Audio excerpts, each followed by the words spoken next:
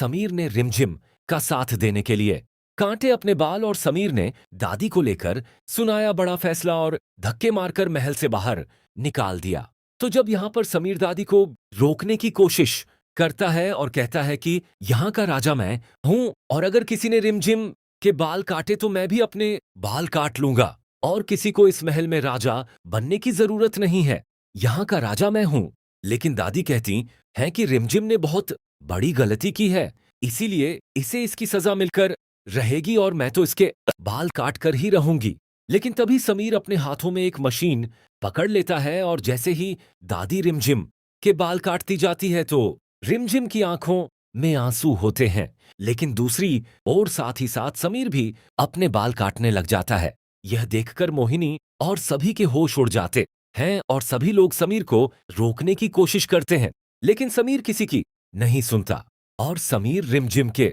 साथ साथ अपने बाल भी काट रहा होता है। यह देखकर रिमझिम बहुत इमोशनल हो जाती है और रिमझिम सोच रही होती है कि समीर हमारे लिए कुछ भी करने को तैयार है। सच में यह माने या ना माने, लेकिन ये हमसे बहुत प्यार करते हैं। इसके बाद अब यहाँ पर जैसे ही समीर के पूरे बाल कट जाते हैं तो समीर और रिमझिम दोनों एक दूसरे को गले लगाते हैं और यहाँ पर अब समीर गुस्से में बड़ा फैसला सुनाता है और समीर गुस्से से लाल होकर दादी को कह देता है कि आपको यह महल छोड़कर आज ही जाना होगा। यह सुनते ही दादी के होश उड़ जाते हैं और समीर कह देता है कि यह फैसला आपके पोते का नहीं बल्कि यहाँ के राजा का है, इसीलिए आपको आज ही यहाँ से जाना होगा। मोहिनी समीर से बात करके उसे समझाने की कोशिश करती है, लेकिन समीर साफ साफ कह देता है कि दादी ने रिमझिम के साथ बहुत गलत किया है, इसीलिए उनको सजा मिलकर रहेगी और मैं दादी को आज यहां से निकाल कर रहूंगा।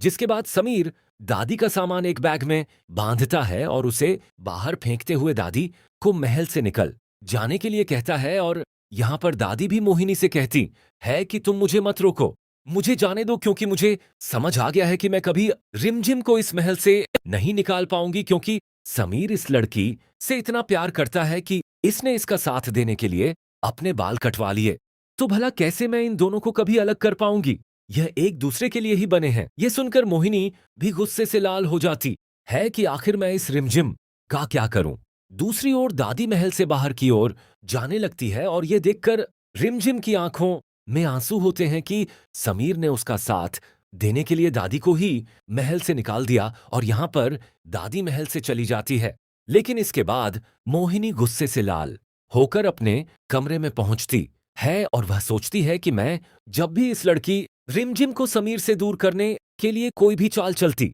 हूं तो हमेशा उल्टा ही होता है और रिमझिम और समीर एक दूसरे के और ज्यादा नजदीक आ जाते हैं। मुझे कुछ बड़ा करना जिससे कि मैं हमेशा हमेशा के लिए रिमझिम और समीर को अलग कर सकूं और समीर के दिल में रिमझिम के लिए ऐसी नफरत पैदा करूंगी कि कभी समीर रिमझिम से प्यार नहीं करेगा। और इसीलिए अब मोहिनी रिमझिम के खिलाफ एक बहुत खतरनाक प्लान बनाती है और मोहिनी यहाँ पर इस बार एक ज्योतिष बाबा का सहारा लेती है और मोहिनी एक ज्योतिष बाबा को ले आती है और वह बाबा कोई असली नहीं होता बल्कि नकली बाबा होता है। इसके बाद यहाँ पे वह मोहिनी के कहने पर सभी घर वालों के सामने एक हवन की तैयारी करवाता है और उसमें हवन के बीच जब सभी लोग बैठे होते हैं तो वह बाबा रिमझिम का हाथ देखता है और रिमझिम का हाथ देखकर वह कहता है कि यह लड़की तो इस राज्य के लिए शुभ नहीं है और अगर यह लड़की इस राज्य की रानी बनी रही तो जल्द ही इस राज्य का विनाश हो